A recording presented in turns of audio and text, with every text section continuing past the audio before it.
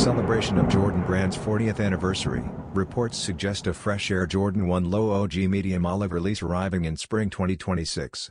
Romania's sneaker market first broke the news, highlighting olive details on the forefoot, tongue, heel, tongue branding, and outsole. Balanced with classic black and white tones, this style remains faithful to Peter Moore's legendary design while nodding to the Nike Dunk-inspired sole.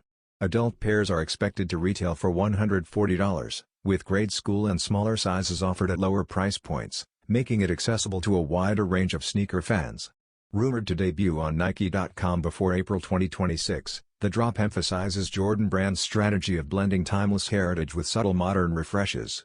More than just another release, the medium olive iteration strengthens the Air Jordan 1's legacy as a defining silhouette that continues to fuel sneaker culture through multiple generations.